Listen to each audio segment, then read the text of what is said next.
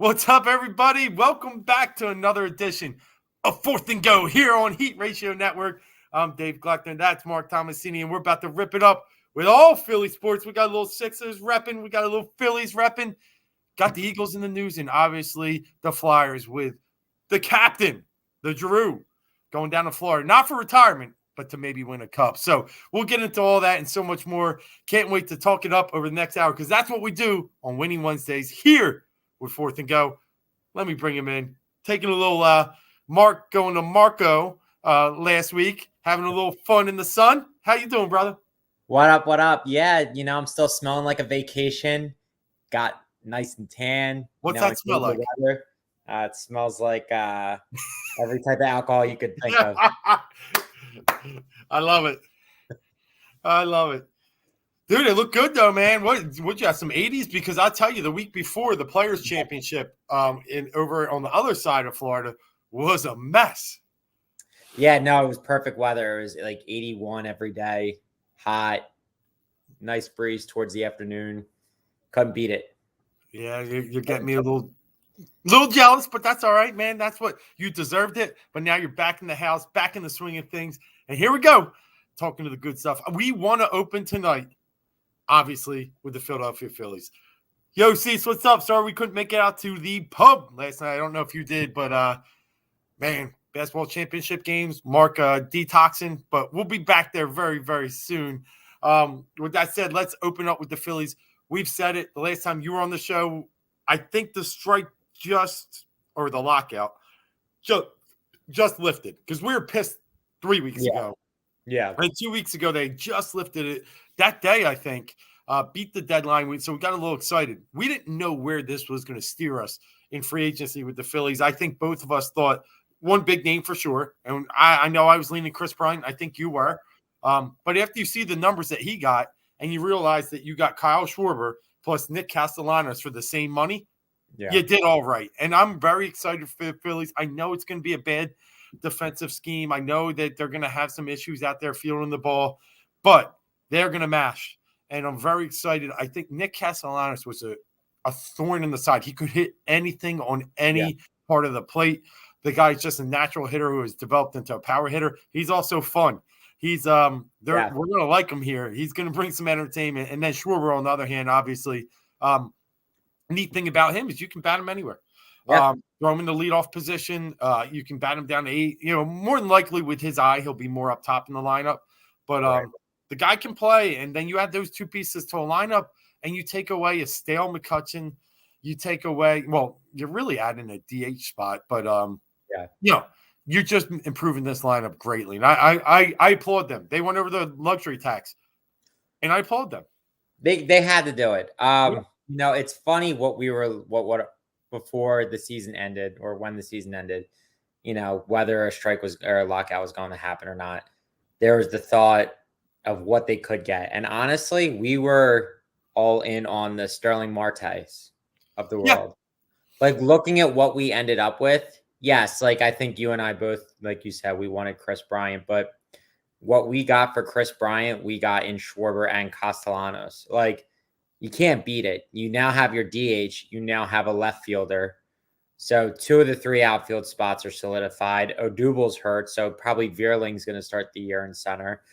Still going to have to figure out what you're going to do at third base. There's rumors now that possibly Bohm could be part of a trade package, maybe to the A's for one of their star pitchers, since they're just selling everything and anything and everything over there.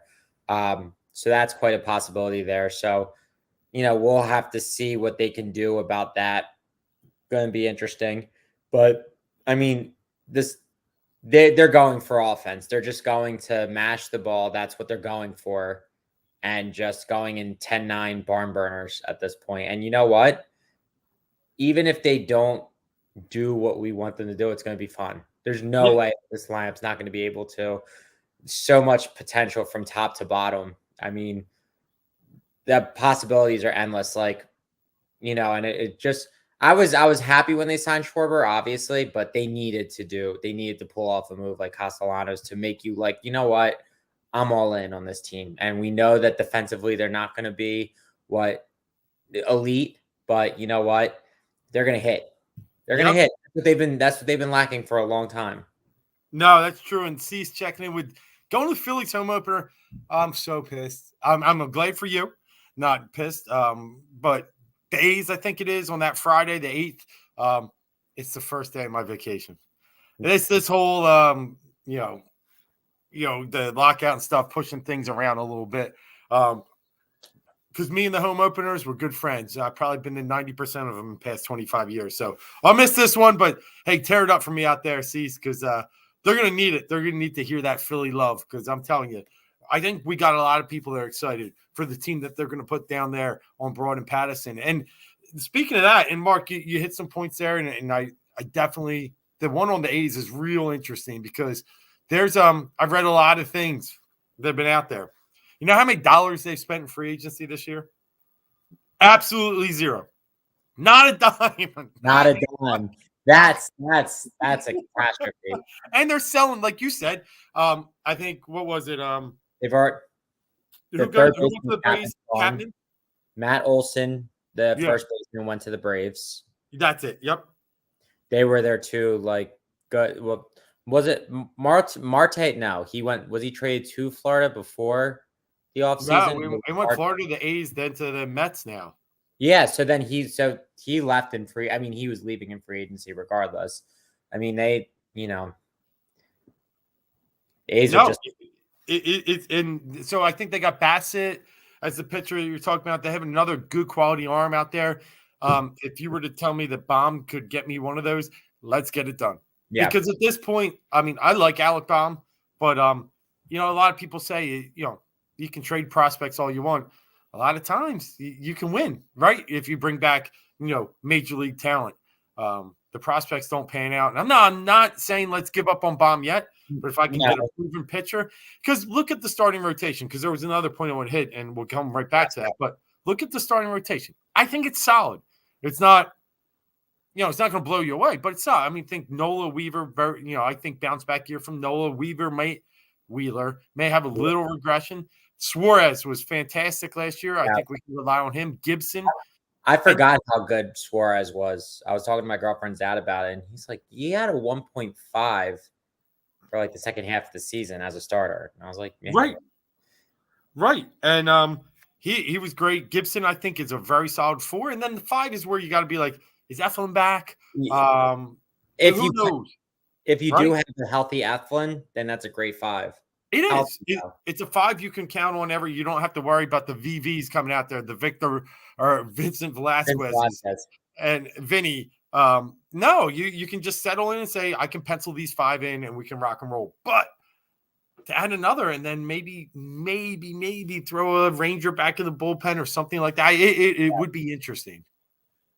No, it absolutely would. I mean, that's like I said, think about it. You forgot about, not you. I forgot about Gibson and Suarez and what they did.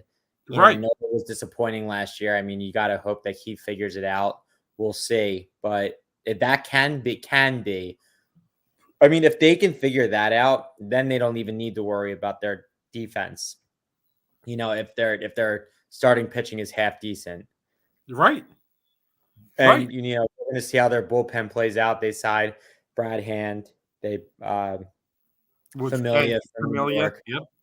Yes, those 2 guys are guys who have had success in the past. Right. Taking flyers pretty much, but pretty big money to be giving out for flyers in the bullpen. That's the way they started off free agency with those 2 deals. And I was saying, what are we doing here? We're just going to give money to a couple trash bullpen arms and not do anything else. But then, Schwarber and Castellanos, obviously, it changes the whole dynamic of it. Yeah, absolutely. I think, we'll see if they do want to dive in and add another proven arm. I mean, you can never have enough. But with that said, I mean, I think if you do that, what would you do? Would you move does Segura go 3rd? He's still got a cannon, right? I think you can move Segura 3rd and Stotts. Or if they really like Stott, DD at 3rd, and if he can do it. I mean, because I just don't like his range is bad. His arm is still pretty decent, so you got a point. I mean, they still haven't. They're paying Didi $17 million. Like they're going to do anything they can to put him out there. Yeah, yeah, no, true. It's unfortunate. Now there was another point you brought up earlier. We're not gonna, we're not gonna be very well defensively. I think we've all known that. Once you saw what they were penciling in, it's the Batch brothers, it's the '93, just drinking team again. It feels like. But let's go back to '08, and in '08, the Phillies had one of the worst defensive teams in all the big leagues, but they were known for hitting the ball, playing solid baseball, smart baseball, and having an ace and a good bullpen. Does this team start to shape up to look similar? I mean, that's what I was, going to make a comparison to is the Phillies could hit it out of the park. They had a great batting team, and they always found themselves coming from behind. So it just took some strong bullpen pitching, but they were never out of it and hitting. What? Yeah, they were never out of it. Never. They could be down 8 runs and they would come back. I remember there was a Memorial Day game against the Mets, and you thought the game, it was like 10-1, and in the 8th inning, and before you know it, they came back and went 11-10. Like that's what this team can do. You're right. Yeah. So I absolutely think that they're putting all their effort into their lineup and just hoping the pitching is good enough to get them by, and they're going to see if they can make it work. Now the thing is, our division is very good. I think I mean, this is just throwing it out there right there. They should be a wild card team. I forget if they extended the wild card, but I mean, now they got one more team this year, right? One more team. I think there's 12 in baseball now. Yeah. Yeah. But the thing is, they have to be a wild card team now. I mean, just with this lineup alone. But the division is tough. The Braves are coming off the World Series. Yeah, they don't have Freddie Freeman anymore, but they're still a really good team. The Mets, obviously, they added Scherzer. They have 2 of the best pitchers in baseball. They did get stronger throughout the lineup and defensively. So, that's an interesting scenario for them. Even, the Nationals, I mean, Nationals are still hanging around, but they still have they got Soto. So you always gotta, once you have potential MVP, you got to respect them for sure. Yeah. Let's give a shout out to Al. Al got caught that stuff last night. The Steam Pub, the heat ratio, awesome. We missed being there. I'm telling you, we're getting back soon. This basketball season finally ended for me. I can get back up there soon. Love to get back in there and talk heat ratio stuff, and obviously talk Sixers with you because your stuff. But speaking of that, I'm not trying to compare them to 18, but I do understand that they're constructed similarly. So let's just look at it real quick here. First base that year, no brainer. Ryan Howard, right? Over Reese. Sure. No brainer. Second base, Utley, no brainer. Right. Whoever you put there, Segura. The shortstop, whoever you put there, Jimmy, no brainer. This is where third base is a coin flip, right? Right. Back in that year, third base was Pedro Feliz. Yeah, Pedro Feliz Navidad. So I mean, the veteran, third baseman, not too much at the plate. Yeah, it's that one's slippery. I guess I still lead with the veteran catcher. I would actually lean JT. I know we love Chooch. Yeah, I'd love to. Right field. You got to go Harper over anybody, but it was Worth back then, right? Worth / Jeff Jenkins, because Worth might have really came on in 09, I think. No, Worth was on the World Series. Oh, yeah, but they were sharing a little. I know. There was a platoon out there. Yeah. Center, you got to go Victorino. Yep. You do. And then left right now, I'll take anybody over Burrell. We struggle with Burrell. Yeah. Yeah. So 3 positions. Catcher, left, right, coin flip at third. You're talking something slightly similar. I'd say better all-around rotation. And you got to say there's a DH now. So Schwarber, you put him in there. Yeah. It changes the way the lineup looks. Now, this is a different game. It's obviously, 13, 14 years later. But, having that extra bat in the lineup every day, having a Schwarber there, it changes the dynamics of it. So I think it makes them a little closer to that 08 team. Yeah, and by no means am I, again, saying this team will be 08 and repeat. No, but it's fair to say. It's fair with the potential to be a mashing team like that. And they were 92-70. The 08 team was not the best of our 3 teams that were rolling that. 09 team and 10 team was even better than they both won 100 games. This 08 team won 92. Right. I think that's a good limit right now. I think that's where if you ask me how many of the Phillies will win, I'd probably say 90, 91, and with potential for 92. You mentioned the division. Division's tough. I think they can compete with the Braves. I think the Mets are the favorite right now. That kills me. Kills me to say it. It does. But you got to respect what they've done. They're also over the luxury tax. I mean, they're just stacked all around. Adding Scherzer, like you said, Marte in the outfield is going to really. Lindor can't have that bad of a year, right? So, and I mean, they still got the Bashers. They still got the Polar Bear. I'm a big fan of is it O'Neill, the lefty, Jeff O'Neill. Yeah. Very solid player. They're good all around. It's their bullpen that always let them down. I just hope that happens again. And didn't the Braves get Kenley Jansen? Yeah, 1 year, $16 million. Yeah, they had that was the weak spot too last year. I thought their closer was terrible. Yeah. So that might solidify. It's going to be a bashing. It's going to be a three-way. I mean, I think the Phillies are pulling up the rear there, but the fact that they're in the conversation now, I think, is at least good. Oh, it's awesome. I mean, it's awesome. I'll take it. No. Oh, yeah, of course. But I'm just saying, like, if they didn't do these, even if they didn't get Castellanos, I think it's like, all right, well, let's see what they can do. Maybe Harper plays well and everybody gets going. But you solidified it. Schwarber and Castellanos is huge injections into that lineup. It's, and you hope you think / hope JT has a bounce back year coming off of, and he'll get more time off of catching. They'll probably throw him around there in the DH spot. Well, let me ask you this. I don't know if he's off. I feel like he might be off. I feel like that DH is Castellanos Schwarber split. Now, if it's a lefty, okay, I got you. You probably bench Schwarber and JT is your DH on that day, but I feel like the days off, he might not get many spots in that DH.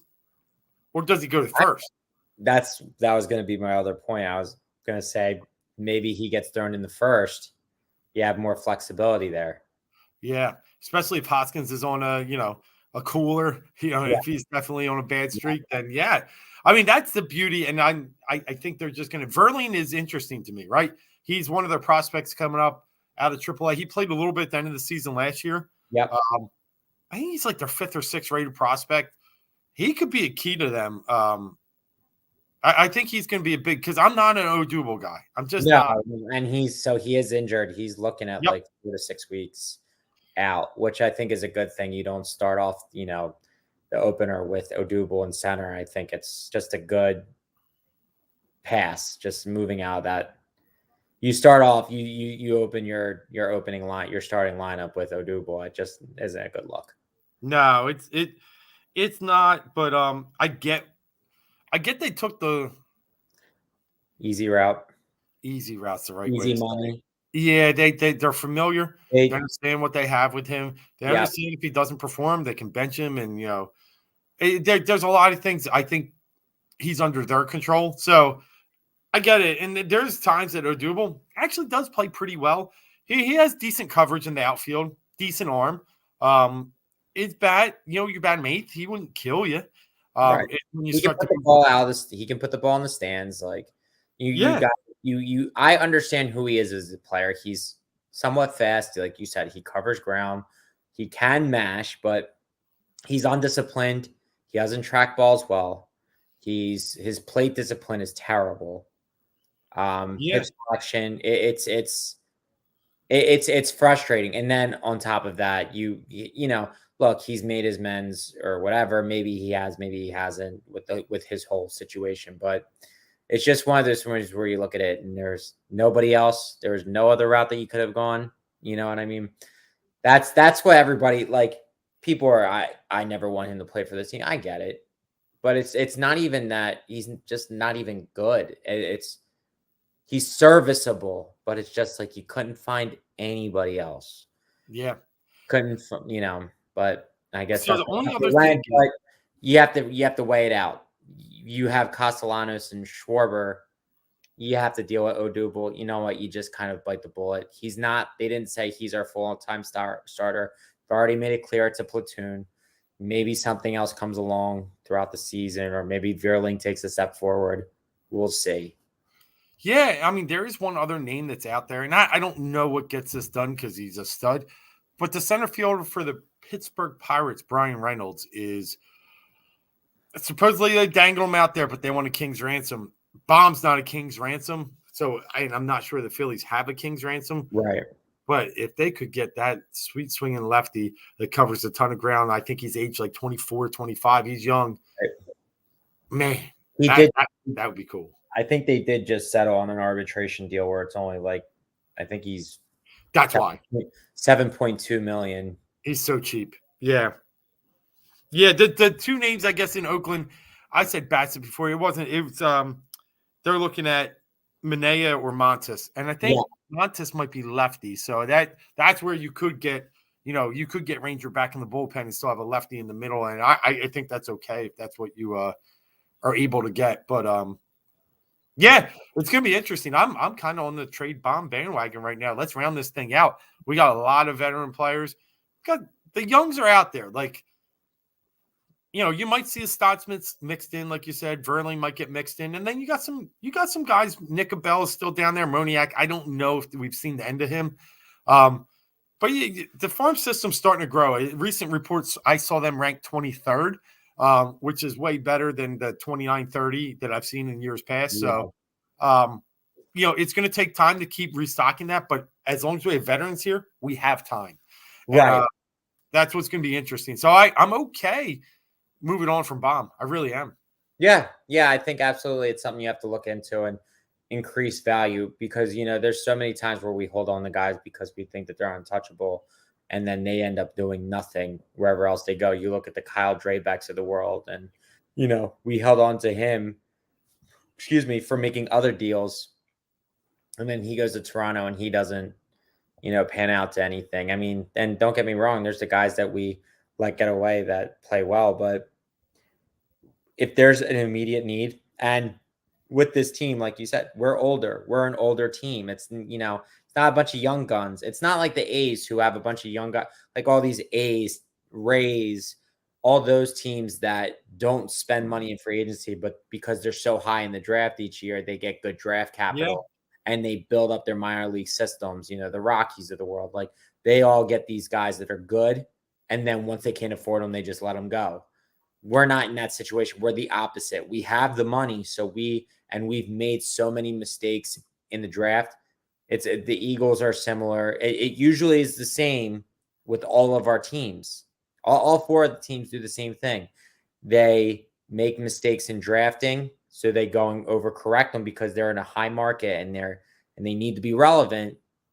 So they go out and spend money in free agencies and trades. Yeah. So that's where they're at right now. So if there's a move to be made, and if you don't have time to wait on Baum, because he still might be good, but do we have 3-4 years to wait on him? He has to happen now.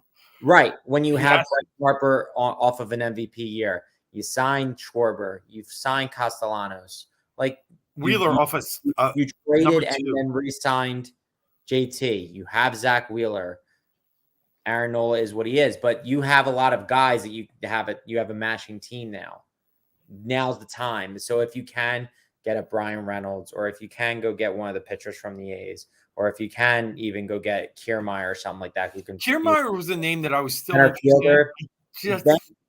There was talks about Austin Meadows too, but I think that was around the time. That might have been a negotiating tactic for to get Castellanos here. Can't he play first? Who? Castellanos? No, Meadows. Oh, Meadows? Maybe. Yeah, I know he's a big bashing lefty and he plays outfield, but I was going to say, I know Castellanos, he came into the league as a shortstop, third base. Oh, yeah, that's over though. Yeah. But he said, I mean, he takes ground balls, but that's not going to happen. But that would be interesting if he could. No, I loved Castellanos even in Detroit. He was just that guy that when you have opposite field gap power and home run power, you open my eyes. And that kid always did from the start. That's why I said his plate coverage is fantastic. He can hit anywhere. He's a professional hitter. But He's a 309 hit. Well, last year he batted 309. Like, that's all you can ask for. Phillies don't have guys who consistently bat 300 for the most part. I mean, Yeah. Bryce Harper pretty much did because he came back, but like, you And don't you get that here a lot. And he might be a guy that's power and average.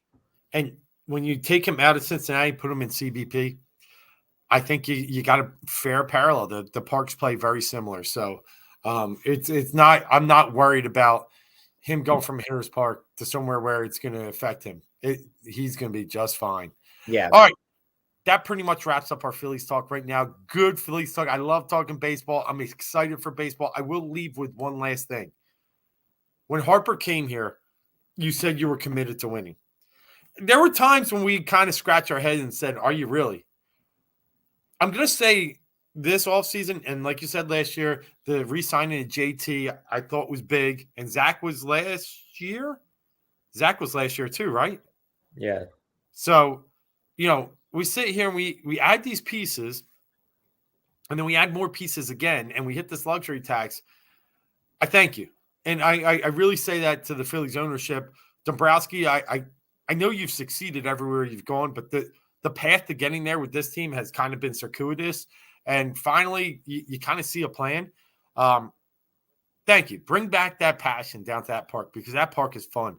And if we can get some wins and we can get some summer baseball into fall baseball going, it's some of the best things we can have here in Philly. Another one. I talked to Dan Green last week, and I will give you this other thing. If you had the choice, and what's up, Dan? As always, good. You ripped it last week. If you had the choice between Castellanos or Trevor Story, which way would you have gone? Part of me thinks Trevor. Well, it's tough because I look at Trevor Story. The downfall of him is his home splits. What? His home split. What he did in Coors. Right. What he did in court, that was exactly what I was going to say. Yeah. You have the ball flies out so much differently in Coors. It's almost unfair. Now, don't get me wrong. Citizens Bank Park is a hitter friendly park, but it's not the same as Coors. And he wasn't as efficient on the road, but he would have been a good shortstop, a good hitting shortstop for this team, which would have changed the dynamic. I mean, it's still tough. I feel like they really could use a shortstop. I probably would have leaned Story. Just because we needed it, but Castellanos is he's no real runner-up in this scenario. Like, we needed him just as much. He's a more consistent hitter. Yeah. I think where I was down on Castellanos is I just didn't know if you could fully punt defense until I started thinking about it a little more and looking at some of the numbers of teams that have won. And then I understood it. So I was a little more nervous about the fact that where you going, like, anything in the gap is a double, triple. Like, we're going to have to live with, fly balls being misplayed. Like, yep. But Castellanos is a better hitter, more trustworthy hitter, and I get it. So I think in the end, I probably would have leaned Story. Yeah. But after seeing it and seeing the fit, I think I'm happy. I am. Yeah, there's no reason to be disappointed about this at all. Yeah. No, I think that's the perfect way to put it, Dan. It is Story. No doubt about it. I think, but we're still pleased. I think that's perfect. Oh, absolutely. Yeah. Yep. Yeah. No doubt about it. It's going to be good times down there this year, and I'm excited to get back down there. Damn Cease getting those opening day tickets. Man, make me jealous. All right, let's move on to the Philadelphia 76ers. I got to say, what the hell is going on? And I just got to be honest, I'm worried. And I was just so enthusiastic, ecstatic coming out of the gates. People are like, oh, they beat bad teams. Minnesota was good. They are good. Cat put up 60 and 15 the other day. They're a good team. So when the Sixers smoked them, cool. Knicks a couple times, cool. I was excited. But then starting to watch how teams are starting to play them and how we are not fully adjusting to it. And then seeing, the Raptors coming in here and holding us to 88 points. 37 in the first quarter, 51 the rest of the way in three quarters. And it wasn't that we played like a bad offensive game. It was that we played uninspired, disorganized, just flat-footed.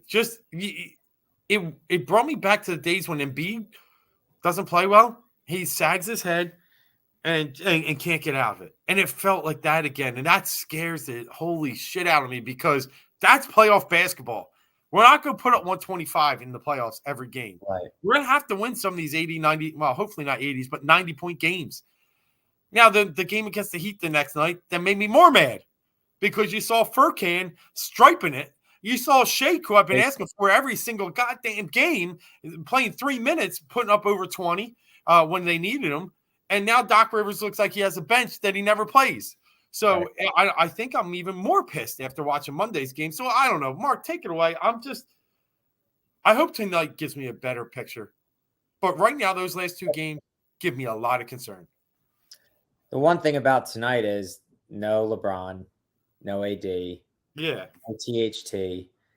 Now, here's the thing. If they come out and lose this, then the panic alarm and the worry meter is up. But the Lakers stink. They should take care of business here. I don't care who's playing, who's not. Of course, we're going to have both Embiid and Harden playing, but I'm not as concerned yet. I'm frustrated, but I'm not concerned. I want to see what happens when push comes to shove. I think they started off really hot. They've cooled down. They're still trying to figure it out because they just went out there and played. And I think that when Harden first got here, nobody really knew how to game plan for them. Now they know how to game plan for them. Now they have to go back to the drawing board. It's a chess match, and they have to go back and figure out how to do it. See, I think the reason why I didn't see the game the other night, I was on the plane, but I think the reason why they won the other night, which is a good thing because they did beat the Heat, pretty much a full Heat squad. The Heat didn't know what to do. They didn't have the game plan. They were ready for Embiid and Harden. Neither of them were there. But you got to give all the credit to Maxey. I mean, Maxey took over control. It's going to be interesting.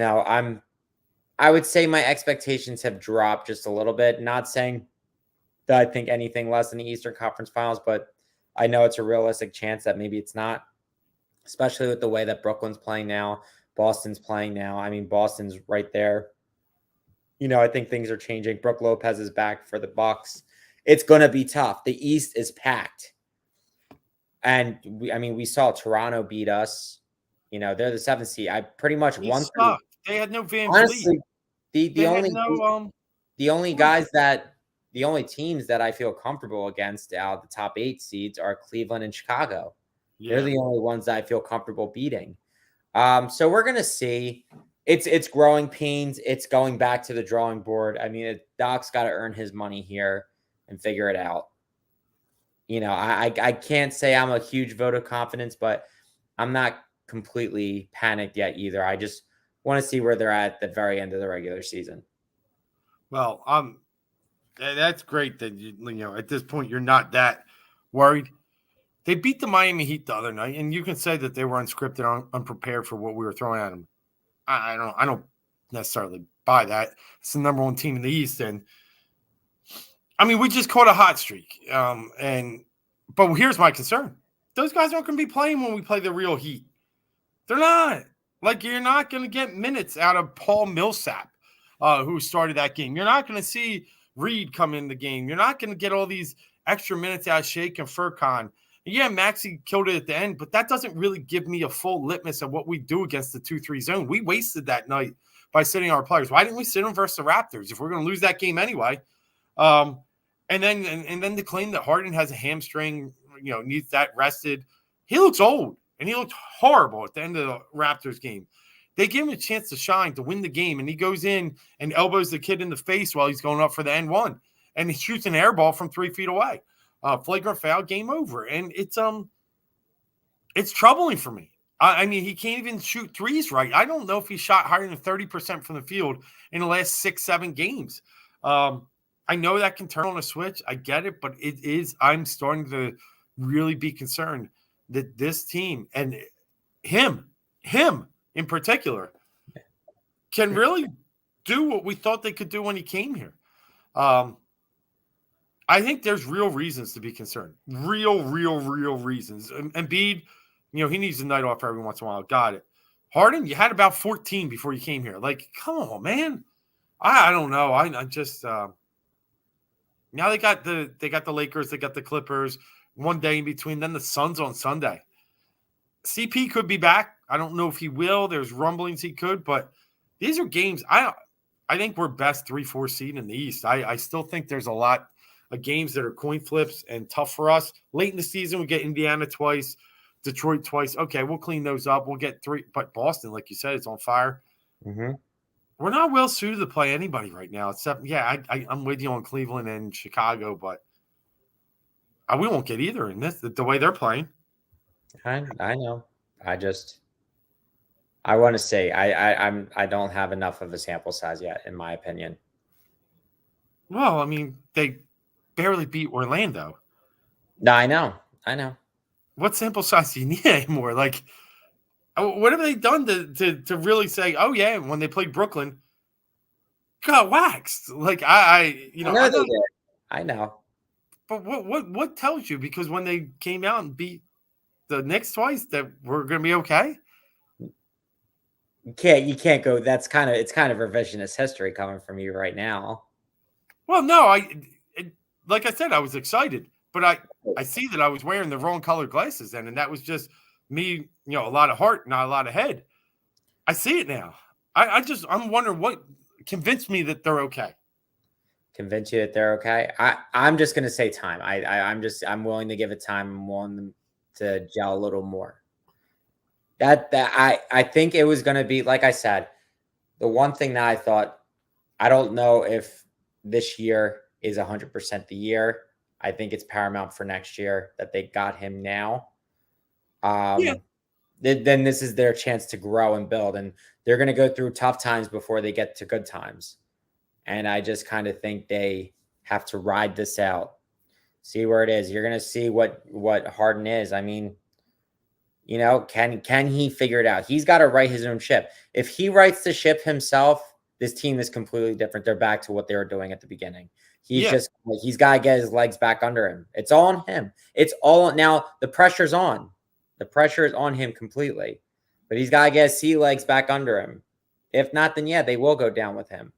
Yeah, because that's what you do. It's like in baseball, like a guy who's a power hitter strikes out or hits home runs. You live and die by him, and you live and die by the 3. The Warriors, they live and die by the 3. Like all those now. He's the type of player that you live and die by. Yeah. Embiid can do as much as he can, and the players around them can do as much as he can. And Embiid should be the MVP this year. But Harden is the type of guy, a facilitating point guard who shoots a lot. You're going to live and die by that player. Let's see if he figures it out. Yeah. That's what scares me.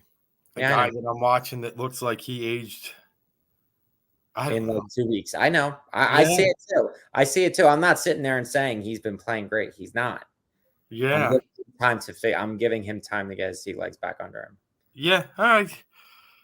Well, and getting the sea legs back under and then playing these games, out west, it is going to be something that, it's going to be big for this team, right? It's going to be big for them to Milwaukee. They're tied with pretty much virtually their half game behind tonight. After Milwaukee won last night, smoking Chicago. Brooklyn just lost to Memphis without Ja. So you can see, a situation where Brooklyn is going to end up in that 7-8 game, and they're going to end up 7 or 8. So staying out the 1-2 probably is the right deal. But then you're sitting at 3. I don't think the Celtics are fall to 3. So 3 might be the real pocket that you need to be in right now. I just think if they can have an easier first round. I know the second round is going to be hard. Yeah. But let's see what the first round brings us. If that's kind of something where you don't have to go to 6-7 games, and at this point Harden's figured his stuff out, now I feel a lot better about the rest of the playoffs going forward. Oh yeah. No, I fully agree with that. Say they get a Celtics or a Nets or something to start, it's going to be tough. It's just going to knock them out at the second round loss, what have you. If they were to get through, or even if they were to lose in the first, be tough. But we'll see. But it's all dependent on Harden. It really is. It is depending on that. And I mean, we know what the playoffs bring, and Embiid is going to be. I mean, Embiid's going to be Embiid. We need Embiid to be that guy in the playoffs, and we're going to need his extra effort, and I don't doubt him. I don't doubt Maxey. I actually am okay with Tobias. He's been okay. Playing better. Yeah. Playing better. I worry about the bench still, and I absolutely worry about James Harden. Yep. I do. Rightfully so. Rightfully so. Yeah. There they go, walking into the arena tonight. So we'll see. But optimistically, what is this team at? I think 11 games left, 12 games left. It's not many. So it's going to be now or never to really get this team clicking. And I don't know how many more days off they can actually have, because if we're talking about sea legs and we're talking about things that they need to do to play together, to play better, they got to play. They can't sit. They can't sit. Yep. I didn't get that whole Miami thing. I don't know if they were. I don't. Interesting. Yeah, I agree. They coming off. I don't play a better team. Yeah, they should have sat against Toronto. Yeah. But all right. Well, I'll watch tonight. I'll try not get too worried. I know they're still a good team. Right. But how good are they? Oh, man, I guess I'm getting a little worried about that. But we got some time to make that up and see where they land in the first round. Speaking of that, let's move over to the Philadelphia Eagles, because this is a team, quite frankly, I'm a little disappointed in free agency here. And I'm starting to see some things that trouble me. And they can't just blow it up my you-know-what with we're the gold standard, we're the quarterback factory. Deshaun Watson wouldn't even talk to us. Why wouldn't you want to come to a place that won a Super Bowl in recent years, a place that is high energy, people love to play for, sells out every day, Eagles fans everywhere? Why? Why do you think he would not want to come to Philadelphia? Because that's a good question. I have a theory. It's Howie Roseman. It's leadership. That's one thing I was going to say, Howie. I just believe that people just have zero. I have respect's a strong word, but I think people they see the poor leadership. They see this guy and the head coach out there playing cornhole, throwing up quotes about growing flowers. Like it doesn't seem like a well-run machine. I ain't got no time for that. And that's what it felt like after realizing that Deshaun Watson, realize this, chose what is the worst franchise in all of the NFL until the last 2 or 3 years. He chose the Cleveland Browns. Yeah. A place with a fan base that doesn't travel. A desperate team. A team that is on. Well, he got the money. He got the money. Yeah. That's what matters. They said, you get that here? 230 guaranteed. I don't think Howie's doing that. Yeah. That's a lot of money. That's a lot of money. And there's a difference in the way that Cleveland is going to cover things and the way that Philadelphia is going to cover things. Media has a part to do with it. The light shines brighter. I mean, he literally was, you got to wonder where his head is at too. Now, I get he's from the Atlanta area. That's why he wanted to go back to Atlanta. He doesn't want to go somewhere where the lights are bright. Yeah. He doesn't. It's just not in his thing. I still, wish they really took a shot, but to get 230 guaranteed when you're going to miss half of this season. And as good as he is, he hasn't proven it. He's just good. I think giving 230 million guaranteed to a guy with this, and that's a hard pill to swallow. I will say that. I was going to go there, and I'm ready now. Regardless of talking about the Philadelphia Eagles, let's take a step outside the box and let's put on our Philly 444 and more hat. The and more. Baker Mayfield won the Heisman Trophy. Baker Mayfield was the number one pick. Baker Mayfield took this team to the playoffs the first time they've ever been somewhere near that in 20-some years. He won a playoff game. Baker Mayfield has one playoff win, so does Deshaun Watson. They both lost to the Chiefs, one in a lot more ugly fashion when Deshaun Watson blew a 25-point lead. Right. What sit here and tells you today that the cost of doing business of $230 million and all those first-round picks really is an upgrade over Baker Mayfield. Would I take Deshaun Watson over Baker Mayfield in a vacuum in a draft? Well, obviously. Yeah, obviously. It's not even close. Would I take him for all that equity? That's my point. That's where I can sit back and feel a little comfortable with the fact that it didn't happen that way. Yeah. But he is that much better than Hurts. Of course. I think Baker is better than Hurts. Oh, he is. He is. Yep. And I would take a flyer on Baker if you can do it for cheap. And you keep the money, you probably can't. It has to be cheap. And I know it's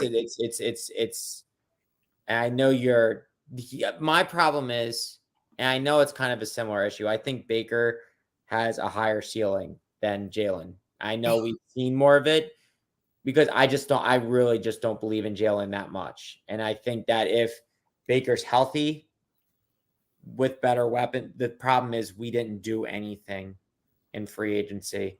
We signed Zach Pascal. Like we didn't. Woo! Yeah.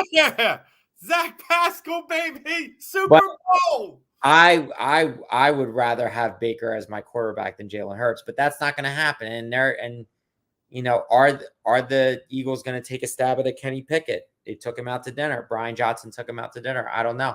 I mean, if regardless, the Eagles have the chance to be in quarterback purgatory, and that's what I fear. Them not being able to pull the trigger on any of these good quarterbacks that were available. So I don't know how to pick up. What? They're not a factory? Nope. You say QB purgatory, not QB factory. You sure you got the right ending word ending? Why?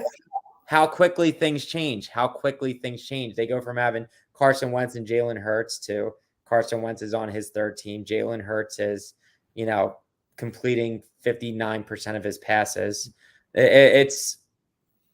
It scares me for what could happen. I mean, I would love to see them take a flyer. Who knows? Maybe Sam Howell falls to the second round. That would be pretty neat, just to at least get some competition. But I'm disappointed because there's really no direction. They're not. The thing is, if you're going to go put Jalen Hurts out there as your starting quarterback, as much as I don't see the value in him, get him weapons some way, somehow. Now they can go and say, obviously the Calvin Ridley thing fell through due to FanDuel, but you haven't done anything for him. You go and sign Zach Pascal. Now you have to draft a receiver with one of those three picks. You have to. They're doing all their due diligence right now in that department, going to Ohio State's pro day and everything like that. You now have to take one to be legitimate. There's no doubt about it. You have to. If you don't, then what are you doing with Jalen Hurts at all? You're setting him up to fail. Let me react on a few of those. First off, the Calvin Ridley thing is a fucking crutch. I'm sorry, but it's them now coming out saying we had one. Who knew? Again, with Deshaun Watson wasn't coming here. Who knew that the Calvin Ridley would have accepted to come here under that leadership with that QB with the dude? The only reason why I could believe it is because they played together. For a hot minute. Just saying, then he went to Oklahoma. Guys, it'd be Ridley, Devontae Smith, Jalen Hurts. It'd be Alabama. Again, hot minute. I'm just saying. That's why I could believe it. But yes, why they're trying to say, it fell through. Struck out everybody else. We had a plan, and our plan felt. Well, your plan was shitty. We didn't have a backup plan. That's what happened. You got caught with your pants down. Yeah, and I always wanted a receiver in the first round anyway, so I'm okay with the names that you started saying going to pro day. Garrett Wilson, Chris Olave, sign me up. And Jameson Williams, Traylon Burks. I'm a little nervous on the Jameson. Yeah, I want to see. Look, the Ohio State receivers go first. If somehow they both go before, and Jameson's there, okay, then we can talk. Traylon Burks, we can talk. But I mean, more than likely, I'd want one of those Ohio State guys. I think he's a pure athlete. Burks. Yeah, he is. Arkansas is just what concerns me a little bit, but yeah, he had no quarterback too. Right. I like Burks. I do. I just think he's scares me. He feels like Rager. I know he's not. He's a lot bigger. He's the opposite of Rager. But feels like a guy coming from a a college that doesn't really produce things. And I know Ohio State produces receivers. Right. I mean, Michael Thomas is one off the top of the head that you know about. Curtis Samuel. Yeah.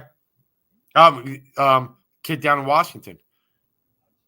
Oh, Terry McLaurin. Yeah. Ohio Yeah. State. Yeah. So they produce them. So I just but back to this whole free agency has been an absolute disaster for me. Yeah. We created this cap room. All this dead money we had with Wentz and let it go. And all I have back is Hassan Reddick and Zach Pascal. Yeah. A team that needs a lot of things. And all we're doing is bringing back Fletcher Cox and what's the safety? Anthony Harris. That's it. Like we're bringing back retreads that were playing barely well for us last year, and then we're adding and look, Pascal played for Sirianni in Indy, so and you knew that was happening. Yeah, and he mentioned his game last year. Here's what Pascal is. He's your Greg Ward with a little more skill. He's a guy that'll fight for you, play hard every single play, and good. We need those kind of guys. He ain't a guy that's going to win us extra games though. Right. And the fact of the matter is, Hassan Reddick's beautiful. Temple product, Camden's own. I get it, and we need an end. But all I'm looking at is a team that didn't improve. And a team that had a plan that was all based upon a guy getting caught on FanDuel and a quarterback that never wanted to come here. That was our plan. That was it. That's it. They can't even understand. Nobody wants to play for you unless you can pay them. Like, they don't want to come here because of your idiosyncrasies and the way you run things and the poor leadership you have from top to bottom. They can't see that. They just think people want to come here because we're the Eagles. Right. And that's what's really troubling me. After I sat back and looked again at it for a few days, it's Howie. And it's always going to be Howie. And that's why it's more imperative that these guys have us going into Red October, because I think it might be a dry Eagle season. I'm worried too. And the one thing I think we can both be convinced about is that they're not sold on Hurts. And I mean, we're not either. We never have been. We never will be. Right. I mean, here, I shouldn't say we never will be. He wins the Super Bowl. Right. Obviously. Outside of that. Yeah. Like, it's like, the idea that Jalen Hurts can carry this team with the flaws that he has, not against these quality teams. The only good thing is the NFC seems to be the recipient of all the good players going to the AFC this year. Right. So, but I still think they're behind the Cowboys. They are obviously behind the Packers. They're behind the Bucks. The Bucks now that Brady's back. So there's 3. They're behind the Rams. They're behind the 49ers. Niners, whoever. And it's a coin flip with them and a team like Arizona, and still decided what team Arizona, like I think Arizona still has an edge, but then, and then you even look at a Minnesota. Minnesota. Like that's what they're maybe on par with, maybe. Yes, I agree. Minnesota has a couple more skilled players in a couple more positions. I mean, they still have 2 really good receivers. Kirk Cousins isn't a great quarterback, but he's serviceable. He can at least get the ball to his receivers. He's better than ours. I would take Kirk Cousins in a heartbeat over Jalen Hurts. I might take Kirk Cousins' left arm over Jalen Hurts. Right. Now, Kirk Cousins is going to lose you the first playoff game because I won't take his head over Jalen Hurts. He'll make his regular season worth watching. Yeah. Oh, it's been a sad offseason in my opinion. And I mean, the only way this gets better is the draft. And already what I'm saying, he's going to trade out.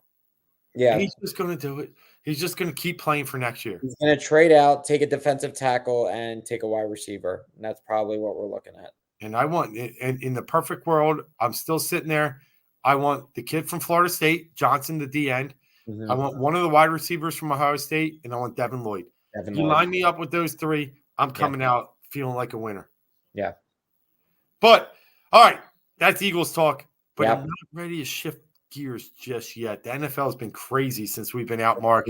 And it got even a little crazier this week. And statistically speaking, today, Tyreek Hill. I walked by, and let me say, he got traded to the Miami Dolphins for 5 picks and then got paid 126 picks now? 6 picks. 6 picks, and they got paid $120 million for 4 years, $30 million per for a wide receiver that's 5'7" and just as fast. And look, I know he's good. I'm not saying, but I walked by my security guard. I had to go in the office today. I heard them talking about it. I said, look, I'm just going to tell you one thing. Tua can't get on the ball. He can go as far as he wants down the field. Tua ain't getting him the ball. They just paid a king's ransom for a wide receiver. This is after we just watched Christian Kirk go for like an insane amount of money to Jacksonville. Devontae Adams gets surprisingly traded out to LA to be with his college quarterback, Derek Carr. LA, I mean Las Vegas. And these receivers are just raking it in. They're the winners of this free agency. Oh, yeah. News. I was a little blown away. Does Juju replace him? Like, I mean, I know the Chiefs signed Juju. Is Odell the next chip that falls? Like, can they just go in with Juju, Robinson, Mecole Hardman?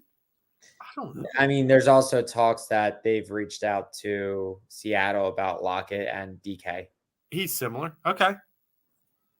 You maybe either go the Lockett route or DK. You know, they're Seattle. They're gonna. You know, I mean, obviously, we all thought that maybe there's a chance they would flip for Watson, but they didn't. They probably draft Willis and start all over again. And so all right, let's focus because I want to get there. Yeah, Miami, Kansas City. Who wins that trade? Kansas City, no doubt.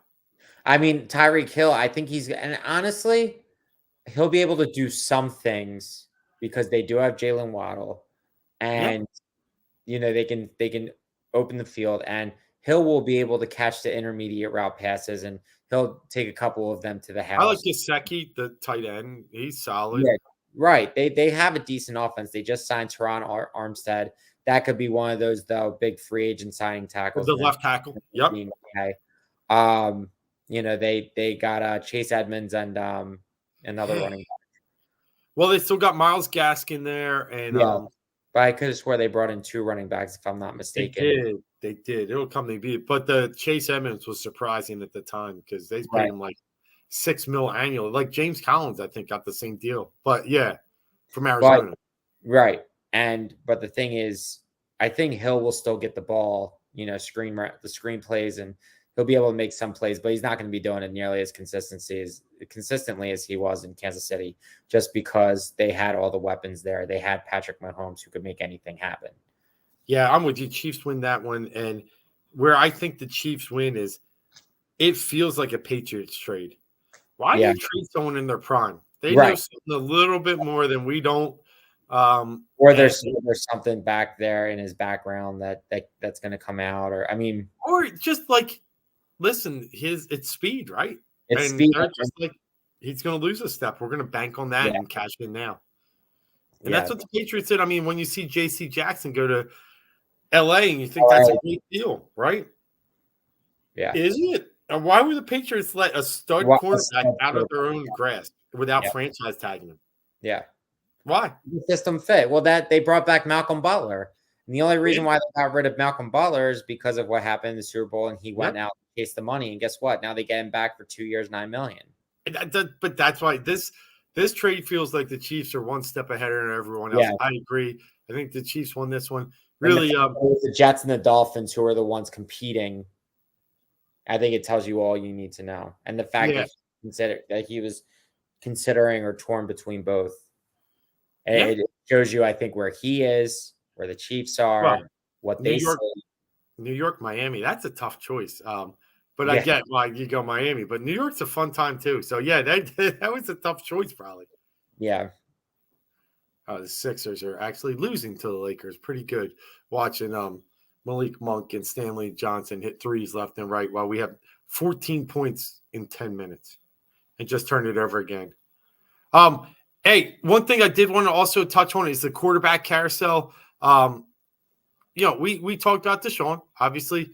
Sure. Where do the final pieces lay? We saw New Orleans sign Jameis Winston. We saw immediately after the Falcons traded Matt Ryan, another 3 for the Lakers, to the Colts, that they went and signed Marcus Mariota. Fit right in that cap. And the Falcons have a new title. we've now don't have the largest dead cap. That's Hit right. history. Matt Ryan was for 40.5. 40.5 million against their cap. Oh man, it is crazy. But we gotta see where Baker goes, and we gotta see where Jimmy G goes. So I wanted to ask you, those are two big pieces. Where do you think they end up? Well, I think one of them ends up in Carolina. I do too. Which one? I could see Jimmy G. Really? Okay. I got Baker because of when Rule was at Baylor and they played Oklahoma. I just felt like it Right. might be. Oh yeah, no, that's definitely a possibility. But I just think that they can not. I know they're kind of in a they need to figure it out kind of situation, but they might be patient. They've struck out on a lot, and I think they're just going to be patient with this one and not force it. Yeah. They can wait for Jimmy G to get back. Somebody that can just, run their offense. I'm trying to think of the other destinations. Well, Seattle's one. Seattle's one. Talking about, but I don't know if they're ready to take someone like Jimmy G. And then, New Orleans was still one that people were talking about. Even with Jameis, could they mix in a Jimmy G? Could Pittsburgh still try and mix in with Trubisky and Jimmy G? I don't know. I think the market's kind of dried up. I'm trying to think. I'm not. Why do I keep thinking? Maybe. I mean, honestly. Maybe unless you where Atlanta. I know they just signed Mariota, but the problem is with their cap right now. Yeah, unless the Giants are just totally out on Danny Jones. I mean, right. I mean, they were trying to bring in Mitch Trubisky, and I could see Baker up in New York. Yeah, I now the only thing about Baker which gets a little touchy is that Darnold's there, right, and in Carolina, and obviously Darnold stinks, but they were both come from the same draft class. Is Carolina, do they have that little stigma in their head that I already got one that failed from that class? Do I really want to pay another? I don't know. That's the only reason. But I feel like I feel like Carolina. For Baker? I do. Yeah. I do. I think if you wanted to I feel like Baker's the higher upside, obviously, than Jimmy. Yes. And I feel like Matt Rule is on maybe a 1-year deal here. Yeah. So that's why I think it's all or nothing, and it's not a rookie. So, but then I don't know where Jimmy goes. I really don't. I mean, it's a shame because he wins games. I don't think a lot of teams have faith. Everybody knows the talent that he has and he doesn't have, and now he's got this shoulder injury and he's injuries and just hasn't all panned out for him. Yeah. Well, the NFL has been this has been one of the most fun free agencies. Completely different. Yeah, on record. The Sixers are just getting completely hustled too. This is terrible. But all right, we got about a few minutes left here. Let's transition over because we're Philly 4 for 4. It's in the title to the Philadelphia Flyers. They did it. The Flyers traded Claude Giroux. He got his 1,000th game in with the Flyers, and they won in overtime. Not overtime, late in the game that night with a goal by Farabee, and it just felt like a coronation. And less than, I want to say, 30 hours later, Drew was gone. And this is what I wanted. And I know there's in the sporting world, we all want a chance to see our heroes or our best players really strap it up and go from start to finish with a team. 15 years here, great. I was always a Claude Giroux guy. I always will be a Claude Giroux guy. He always had some flaws, and those flaws being, was he aggressive enough? Did he shoot enough? Did he pass enough? Was he a good captain? By the end of his career, I think he did answer those questions. And now he's got a chance, and Florida's a formidable team. I think the Flyers did him right. They sent him out to a team that's got a decent chance to win the cup, a good area. Did they get back the return? No. That's questionable, but I don't think you're ever going to get back the return on when one player goes and three things come back. Team getting the one player usually wins. Yeah. But I'm happy for him. I'm happy for them he didn't need to die here. And that's really what was going to happen. We're in a bad spot for the next few years. Yeah. Yeah. It shows. I mean, the return kind of stinks that you didn't get much. I mean, to me, I've said it for a while. They should have traded him years ago. But this goes to the organization as Yep. much as it really has. Because they never had a direction. They always tried spot signings here and there that just were never good enough. They never made a full on push. I mean, obviously, but I think this was trending before Snyder died, but Yeah. I think it got worse after he was gone because there's no real leadership for this team. So, the main piece back that we got, Owen Tippett, he was He's okay. he was a 10th overall pick in 2017, and he's not. People in Florida were just like, maybe he'll figure it out somewhere else, but it's just he never really did anything there. Yep. We got another first rounder next year, And then like a third. a third, Conditional fourth, they turned in a third, something like that. Yeah. But the return's not great, but it is what it is. If that was the plan to do right by him, then you did it. Yep.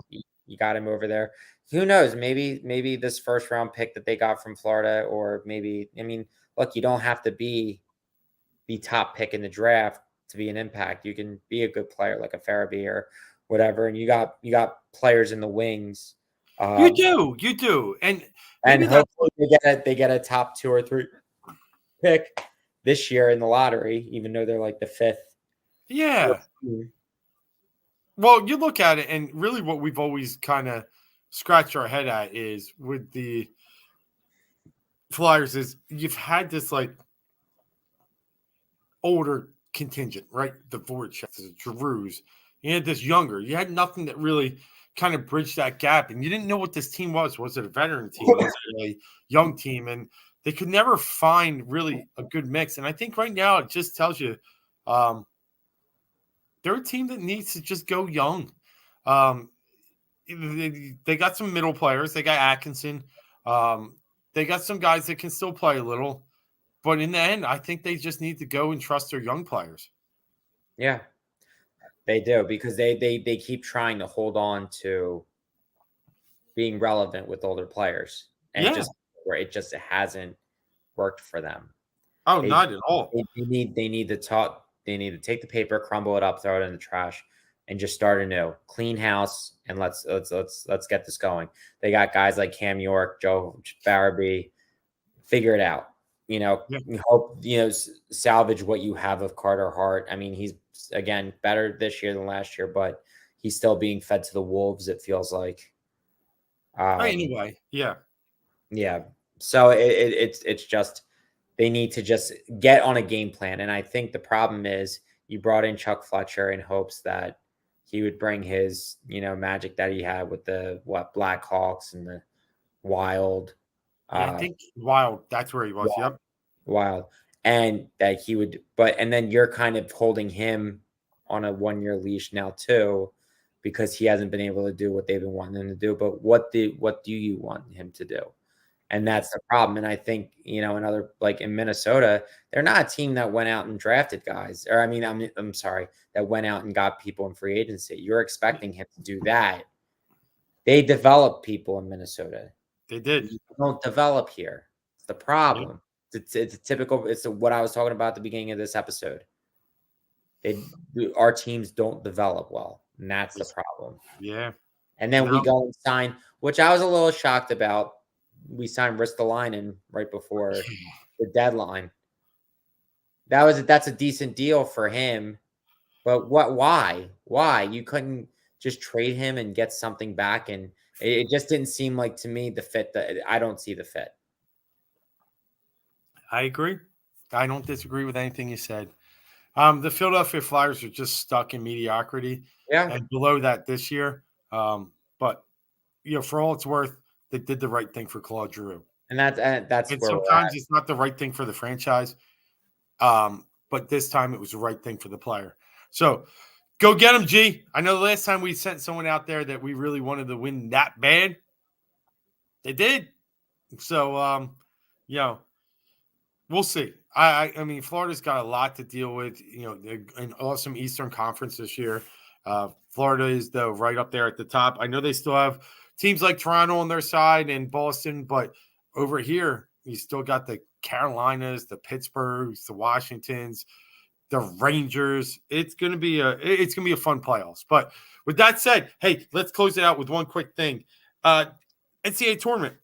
Pretty cool. They come to Philadelphia this weekend. It's not Villanova's bracket, but it's the Eastern Regional.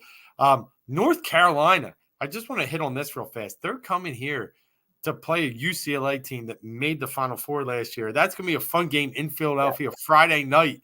Who you got? It's pretty much a pick 'em. It really is a pick 'em. North Carolina has played well. They honestly, I think they caught momentum off of that Duke win. Yep. They're riding high. I mean, it's North Carolina. They're a good program. I still think UCLA, with the experience, beats them out. Yeah, I do too. I think things got to slow down for North Carolina now. Yeah, and I think UCLA, they got a little scared last round. My man Tiger had to hit a late three. They played one of those grinded out games. Carolina up 22. Almost blew a lead to Baylor. Right. Had to go to overtime to save it. I think Carolina has exceeded expectations at this point. Yes. I think they're trying to now. They got to dance with the big dogs, and I think UCLA will shine in this game. Other one, Nova. The path is laid out. Michigan, they're 11th seed. Another team exceeded expectations. Only over, I think they're like 20-14 now in the season, or 19-14. Right. Juwan Howard had the slapping incident earlier. And then if you look up top, Arizona had scared versus TCU, had to get out of OT in that game. And Houston's, good athletic team. But can Nova get to New Orleans? Asking you for a friend. The way that they play basketball, yes. But the problem is they're not big enough down low. And here's the problem you face with a team like Michigan. They have that 7. I think he's 7. Yep. Or Hudson or Hunter. Yep. What's his name? Yeah. You got Dickinson. Yep. Dickinson. Yeah, Hunter Dickinson. He's 7'1". I mean, when they won, I think Curtis Sumter was one of their biggest players, or Dante Cunningham. Like, but there weren't as many big guys. Now there's a lot of bigger guys. You're starting to find these 7'1", 7'2" kids. Who was I watching the other day? Purdue. Oh yeah, they have that 7'4". That 7'4" Edey or whatever. Zach Edey. Yep. Yeah.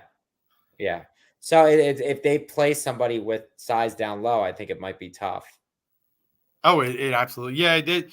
Purdue was a team that I pinned to potentially win the tournament just because Jaden Ivey is fantastic, and Edey in the right matchup, and Villanova is like a right matchup for that team. But, right. Listen, I'm going to say this. It's not Jay Wright's best team. It's not. He gets them performing. But I think they get there. They're just efficient. I think Michigan is a very, very favorable, good matchup for them. I know Dickerson is a problem down low. But they're very bad defensively. And if you're bad defensively versus a team like Villanova, they can just spread you out and get the shot that they want. I think Nova gets that done. They're in the Elite Eight. Arizona is going to be the key here because I just don't know if they can beat Arizona. I don't know. That's what I think. The 8 might be the limit for them because Arizona is big from 1 through 5. Yeah, and that's where size matters. That's the one thing, like you said, with Jay Wright's team, they never really have size. Yeah, they have guys who fit the mold of what Jay Wright wants them to do, but you bang bodies with like Arizona, they get monsters. That's what they do. Yeah. When Villanova did have size, dude didn't have hands. I forget his name, but it's what you get in Villanova. But I have been impressed that Wright has been able to get a lot from the transfer portal anymore. So he has a very athletic team. I really like their team from 1 through 5. I do. It's just the height, like you said, when they get into the wrong matchup. When Baylor shut them down to like 39 points this year, it was because they had taller angles and things. Oh, are the Sixers going to guard anybody? They're down 7. All right, that pretty much wraps it up for me right now. That's your team. Yep. All right, relax. No, I'm kidding. I'll still be there for them. Trust the process, Dave. It's all right. Trust the process. I'll try. They're playing like pretty much a YMCA team right now, and they're getting out hustled, outrun, and it's all right. Maybe by the time we wake up tomorrow, they'll have a dub in the column. Yeah. But with that said, brother, great show tonight. Great fun talking all 4 and some college hoops tonight. We'll be back here on this same channel, on this same time, on this same night, throwing up dubs as we do. We are Philly 4 for 4 plus so much more. I'm Dave Gleckner. That's Marc Thomas saying at Philly Sports Sorts at D Gleck. Follow us on Twitter. Follow us as we tweet out everything. Our opinions, our off the cup ideas.